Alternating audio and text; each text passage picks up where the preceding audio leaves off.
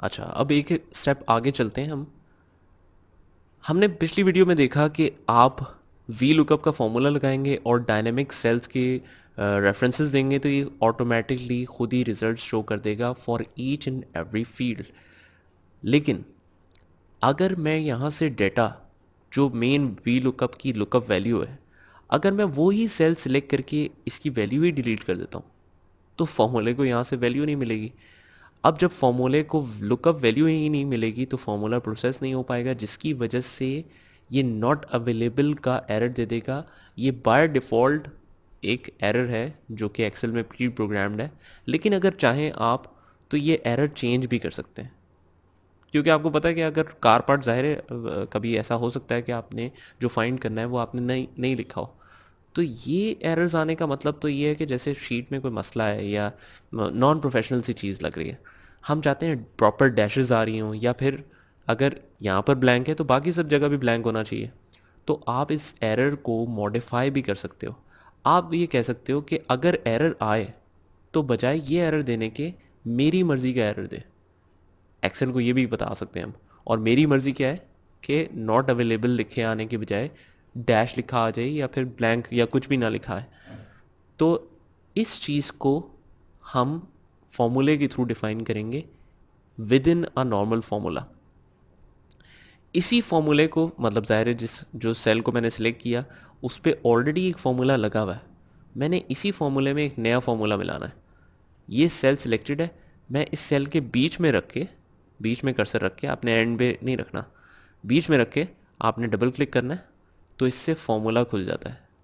या फिर आप सिलेक्ट सेल करके F2 भी दबा सकते हैं। ठीक है, फॉर्मूला खुल गया। अब इस फॉर्मूले पर जब लुकअप वैल्यू ना मिले तो एरर आता है। तो हम क्या करेंगे, इक्वल्स टू के बाद आप यहाँ पर आएंगे और वी लुकअप स्टार्ट होने से पहले इक्वल्स टू के इमीडिएटली बाद हम लिखेंगे इफ़ एरर। इफ़ एरर, और ये सेकंड ऑप्शन है, मैं सेकंड ऑप्शन पे डाउन कर्सर करके गया और टैब दबा दिया।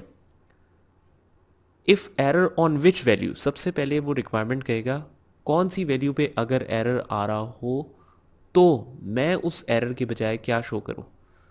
तो वैल्यू इज़ ऑलवेज मैंशनड, बस आपने ये याद रखना है कि जब भी किसी फॉर्मूले से आपने एरर्स वाला मैसेजेस रेक्टिफाई करने तो एक्चुअली वैल्यू तो ऑलरेडी जो फॉर्मूला है वही तो वैल्यू है। हम कह रहे हैं कि इस पर एरर आ रहा है, ये फॉर्मूला लिखे होने के बावजूद एरर आ रहा है तो ये वैल्यू हो गई।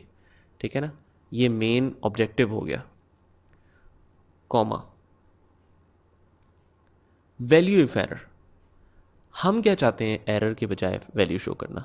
मतलब कि इफ़ एरर फॉर्मूला लगाने का क्या तरीका है, आपने एग्जिस्टिंग फॉर्मूले को खोला, इक्वल्स टू के बिल्कुल बाद आए इफ़ एरर लिखा, ब्रैकेट ओपन हुई और डायरेक्टली फिर आपने एंड पे आके बता देना है कॉमा लगा के वैल्यू इफ एरर क्या होगी। इन्वर्टेड कॉमास में हम क्या देंगे, अगर ब्लैंक देना है तो इन्वर्टेड कॉमास ओपन करें साथ ही क्लोज कर दें, इसका मतलब है ब्लैंक।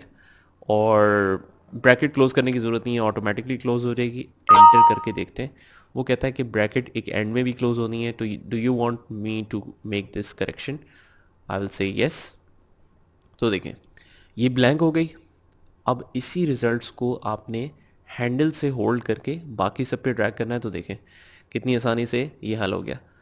यहाँ पर एक दफ़ा किस्मत ने हमें फिर मौका दिया है वही इफ एरर लगाने का। तो क्योंकि जाहिर है कि क्वांटिटी किस प्राइस के साथ मल्टीप्लाई हो वो वैल्यू नहीं गिवन, तो वैल्यूज़ वाले एरर भी जो हैं वो इसी तरीके से रिमूव की जा सकते हैं। एक दफ़ा आप दोबारा भी रिवाइज कर सकते हैं मेरे साथ, दोबारा से बताएं इफ़ एरर लगाने का तरीका क्या होगा। इस फॉर्मूले को सिलेक्ट किया, इस सेल को सिलेक्ट किया और डबल क्लिक कर दिया। अब हम regardless of whatever is written, हम इक्वल्स टू के बाद आएंगे और साथ ही लिखेंगे if error. Second option tab, value, value देने की ज़रूरत ही नहीं है, हम डायरेक्टली आ जाएंगे अगर इस वैल्यू पे एरर आ रहा हो, this is considered as a value. End में आए कॉमा, वैल्यू इफ एरर, हमने क्या शो करना है, inverted commas dash inverted commas close, enter. तो देखें जब भी अगर क्वांटिटी होगी प्राइस नहीं होगी तो ये वैल्यू के बजाय अब डैश शो करेगा। क्वांटिटी तो ज़ाहिर है क्लाइंट ने नहीं बताई हुई तो नहीं मेंशन करेंगे आप। दैट मीन्स कि आप ब्रेक्स लिखेंगे, एंटर करेंगे तो सारी डिटेल्स आ जाएंगी, नहीं लिखेंगे तो कुछ भी नहीं आएगा। तो this is the perfect way to do the things. और ये सारी चीज़ें आपको बार बार करनी पड़ेंगी। मतलब इफ़ एरर का फॉर्मूला तो ऐसे है जिसने आपकी जान ही नहीं छोड़नी। बेशक आप पूरा एक्सेल में इफ़ देन का फॉर्मूला यूज़ करें, वी लुकअप यूज़ करें, वट एवर यू यूज़, ये आपका साथ देना इसका ज़रूरी है। ठीक है, तो इस तरीके से कर सकते हैं। मज़ीद कस्टमाइजेशंस हमने पिछली वीडियोस में डिस्कस की थी कि कार पार्ट्स भी अगर आपको आप चाहते हैं ना लिखने पड़े तो ऑटोमेटिकली आप टायर्स अगर चाहते हैं यहाँ पर अपेयर हो जाएं तो क्या करना पड़ेगा आपको, सारे डेटा को आपने सिलेक्ट किया, डेटा के टैब में गए, डेटा वैलिडेशन में गए, सॉरी पहले हमने सिलेक्ट किया था और हमने नाम दे सकते हैं हम CP_list, एंटर, और फिर ये लिस्ट जिसके साथ अटैच करनी है उस सेल को सिलेक्ट करते हैं हम, और फिर डेटा में जाके डेटा वैलिडेशन की ऑप्शन थी याद है, डेटा वैलिडेशन के आइकॉन पे क्लिक करना है आपने, या फिर यहाँ से ड्रॉप डाउन अगर करते हैं तो डेटा वैलिडेशन अगेन सिलेक्ट करना पड़ेगा। अलाउ, अभी तो यहाँ पर एनी वैल्यू अलाउ है, मतलब जो मर्ज़ी लिखें खुला खाता है। आप यहाँ पर रिस्ट्रिक्ट कर देंगे list, means it will only allow to write the list. इससे दो फ़ायदे होंगे, आप कभी स्पेलिंग मिस्टेक कर ही नहीं सकेंगे, वो एक्सेप्ट ही नहीं करेगा। और दूसरा फ़ायदा क्या है कि आपने लिस्ट में से सिलेक्शन करने की भी ऑप्शन आ जाएगी, मतलब इस सेल के साथ ड्रॉप डाउन आ जाएगा। तो सोर्स अगर हमने सिलेक्ट करनी है तो क्या नाम था उसका, CP_list। Make sure the source that you have mentioned is correct in the spelling. तो ओके किया हमने, देखें ड्रॉप डाउन आ गया, सेल सिलेक्ट किया, ड्रॉप डाउन के साथ आप कोई सा भी नाम सिलेक्ट करके उसके आंसर्स देख सकते हैं। ठीक है, तो इस तरीके से आप अपना काम मज़ीद से मज़ीद आसान तर बनाया जा सकता है इन फंक्शंस को यूज़ करके। Thank you so much.